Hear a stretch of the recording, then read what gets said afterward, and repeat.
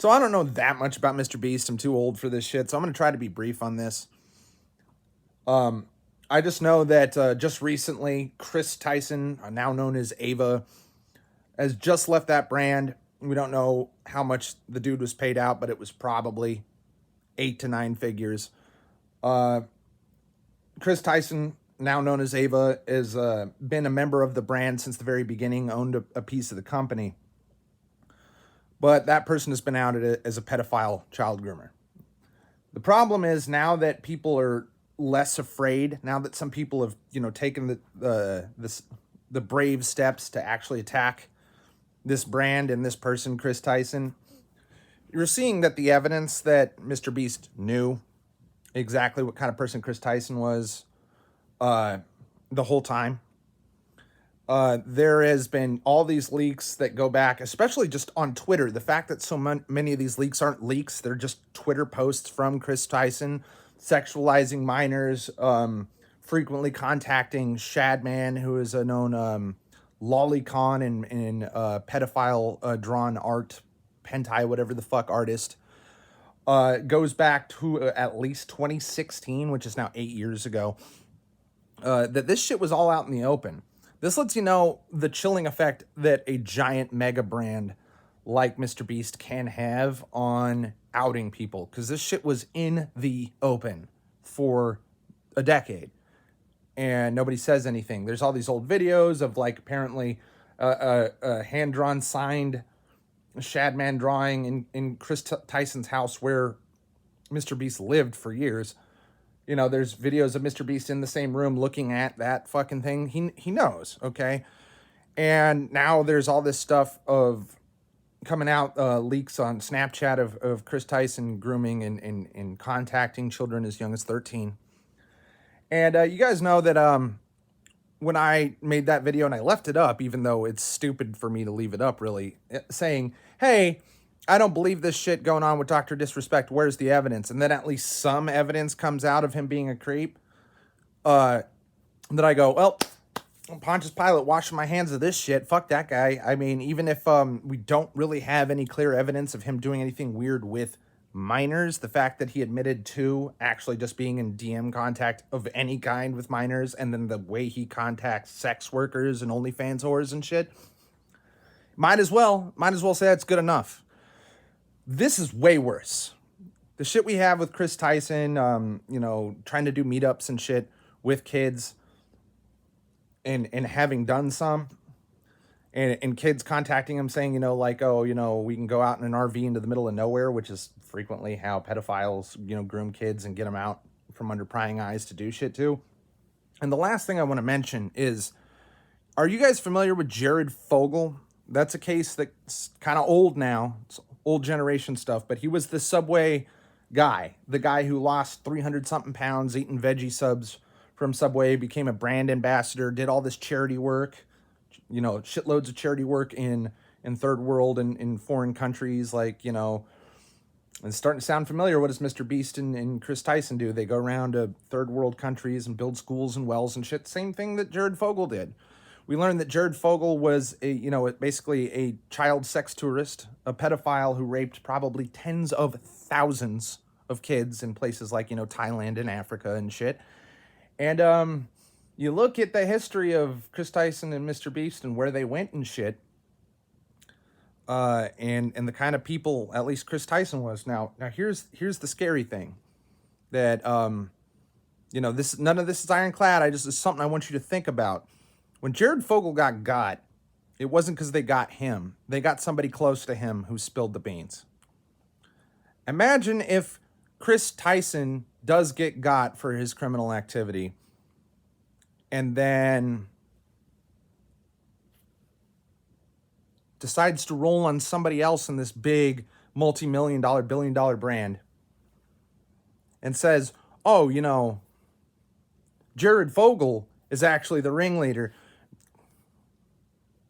Not saying anything definitive there. I'm just saying, we know Mr. Beast knew, and we know he refused to do anything about it until the weight of fucking societal pressure was insane.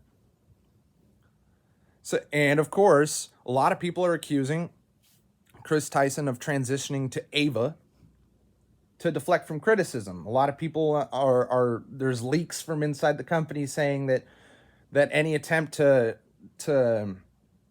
get this guy Chris Tyson out of the brand would result in legal action, that he'd go to war over the company with Mr. Beast.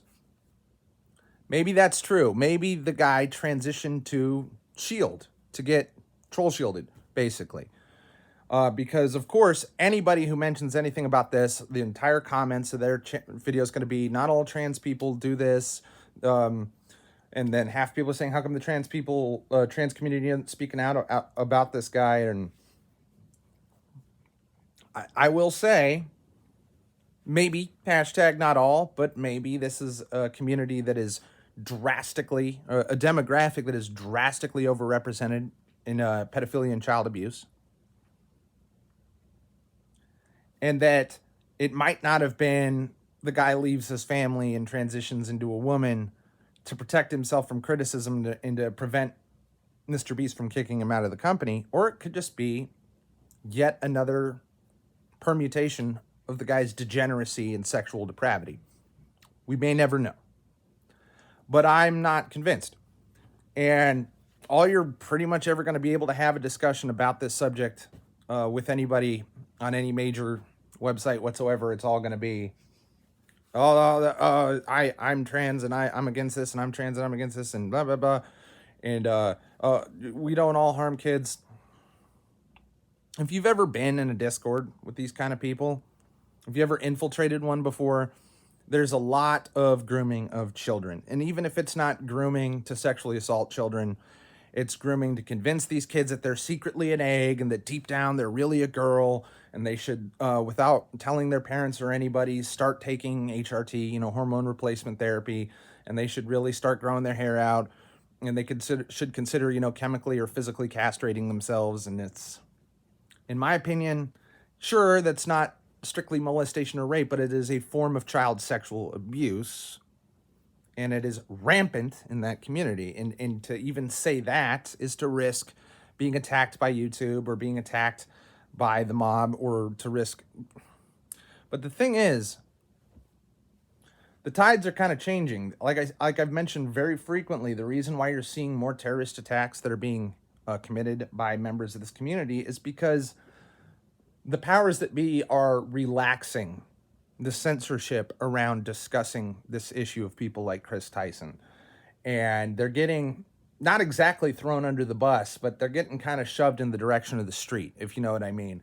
And these people are lashing out because of that, because they have enjoyed the privilege of being a protected class that can't be criticized, a protected class that can't be scrutinized, a protected class that you can show literally no bigotry or even indifference to. You have to address these people on their terms. You have to participate in their fetishes and their delusions. And you have to give them deference.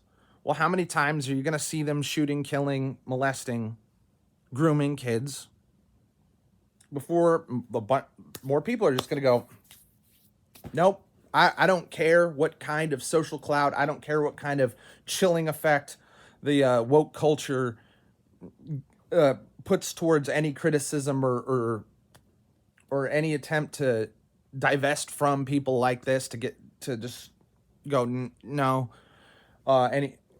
It's like, no, you have to accept these people immediately, and then you have to promote these people immediately, and you have to shield them from criticism immediately. That's not fair under any stripe of the word. You could be somebody who has absolutely no problem with these people whatsoever, and still you could be subject to some kind of manipulation or force if you don't. Again, you're not allowed to just be indifferent. You have to be fully pro and fully defensive. You have to be a full-blown ally, or you're an enemy. And that's not going to continue much further, because the veneer, the idea that these are innocent, normal people and they don't do harmful things and they don't have unacceptable predilections, and it's just kind of going away. And we could always say hashtag not all. A demographic is not an individual. I'm right there with you.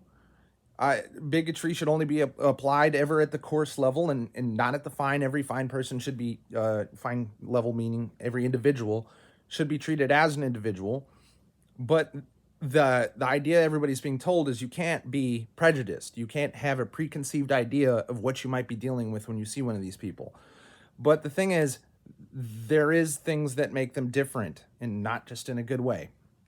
You're going to repeatedly see that pedophilia, interest in child sexual abuse, grooming, especially rampant in these communities, and these people don't feel like they're ever forced to answer for that.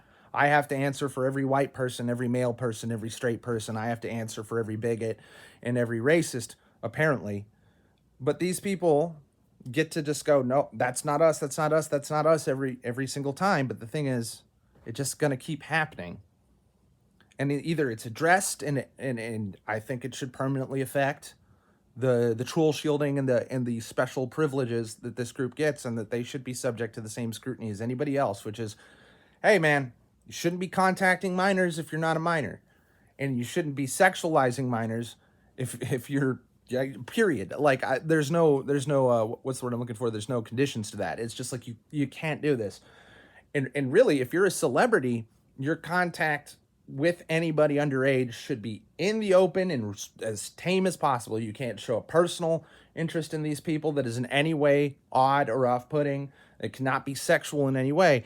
And the thing is, just in a couple of videos of following this Chris Tyson situation, this stuff was not secretive. It was not barely even swept under the rug. That's like not even the right word for it. It was in the open consistently for the better part of a decade, and nothing was done. So is it that surprising or dramatic when former employees of Mr. Beast Corporation say, yeah, he knew everything about this Chris Tyson situation?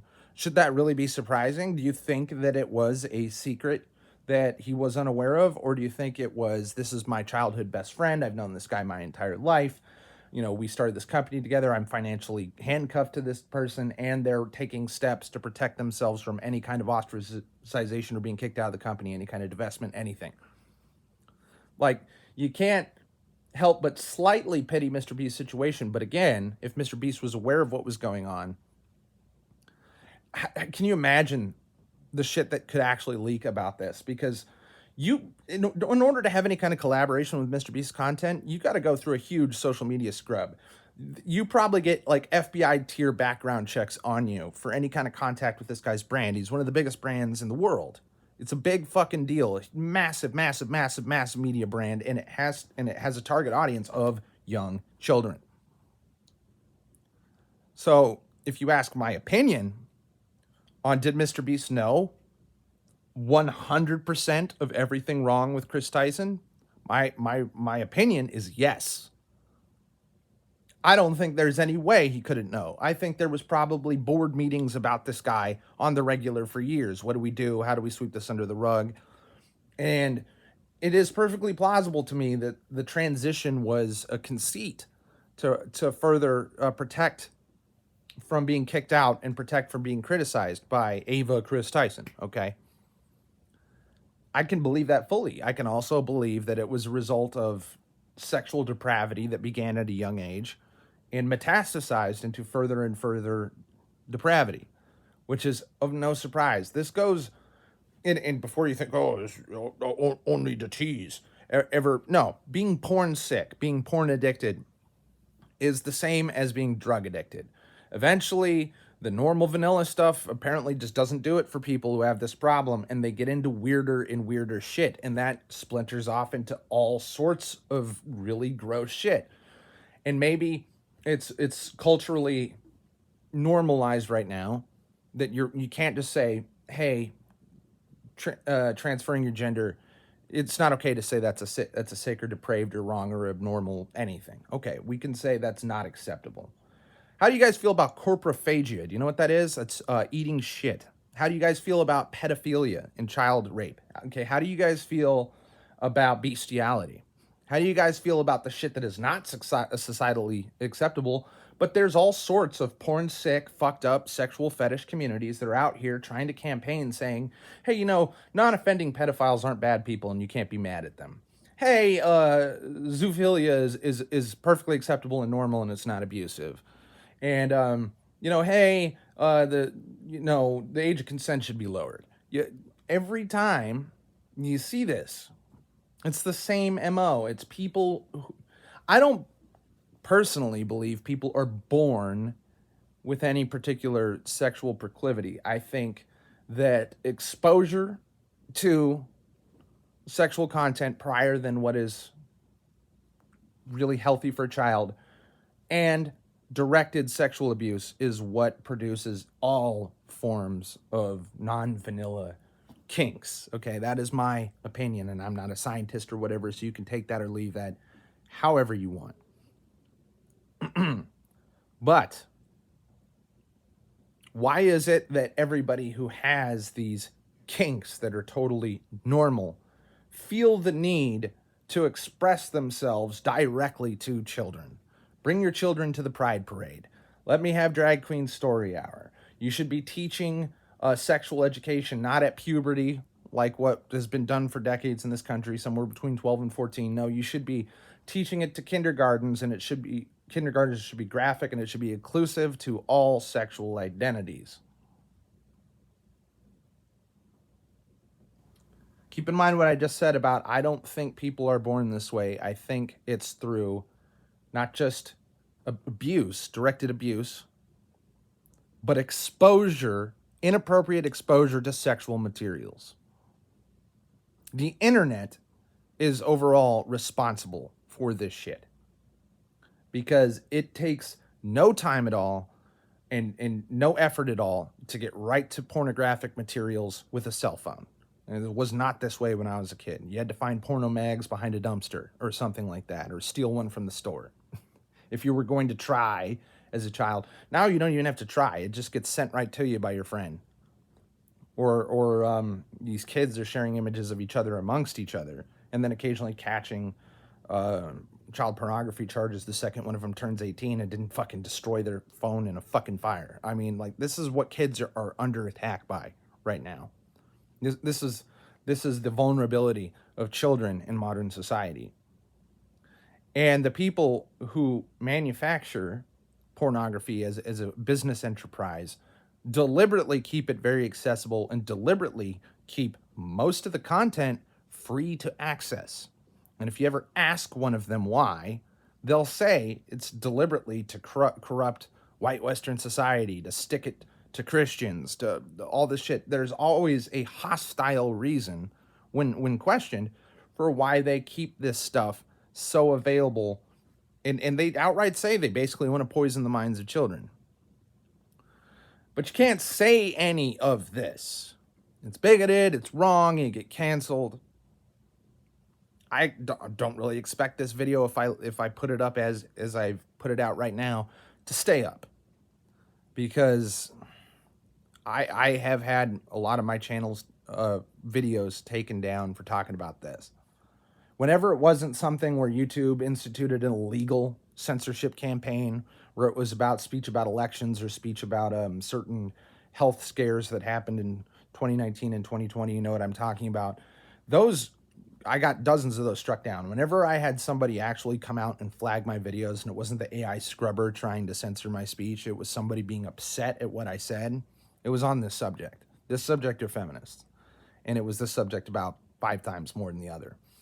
So I don't know how long this will last, but I do know that my shit's been getting posted up on Rumble lately and BitChute, so you could probably find me there.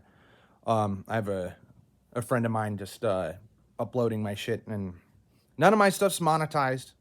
You're free to download, to clip, to remix or commentate on all of my shit. None of it's copyrighted. I'm not monetized. I don't have any financial interest in this channel. This is all just public speaking, and it is your right and freedom to critique, to use, to even just repost in its entirety. I've said it before, I'll say it again. You have my permission to do that, because my interest isn't in selfish gain. My interest isn't in protecting a brand. My interest is in concern for the health of society and the public, and that's why I do this. So thanks for watching.